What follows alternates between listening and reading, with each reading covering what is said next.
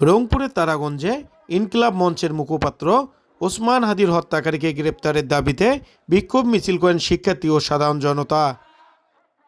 গতকাল 19শে ডিসেম্বর শুক্রবার সন্ধ্যা 6টার দিকে নতুন চৌপতি বাস স্ট্যান্ড থেকে কয়েক হাজার সাধারণ মানুষের অংশগ্রহণে বিক্ষোভ মিছিলটি বের হয়। শহরের প্রধান সড়কগুলো প্রদক্ষিণ করে নতুন চৌপতি জামে মসজিদের সামনে এসে বিক্ষোভ মিছিলটি শেষ হয়। এই সময় ভারত বিরোধী নানান স্লোগানে বিক্ষোভ মিছিলে অংশগ্রহণ করেন সাধারণ জনতা। বিক্ষোভ মিছিল শেষে উপস্থিত সাধারণ জনতার মধ্য থেকে কয়েকজন বক্তব্য রাখেন।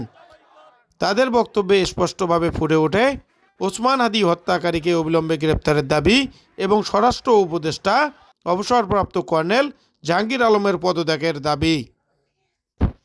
তার কারণে তাকে যখন জেলে দেওয়া হয়েছে এবং অতি অবিলম্বে তাকে যখন এই যুবকদের যদি টার্গেট করা হয়, এটা মনে রাখবেন, প্রতিটা সাধারণ একজন মানুষ রাজনীতি করতে পারে, এভাবে কেউ মরতে পারে না। আমরা কোন বাংলাদেশে আছি?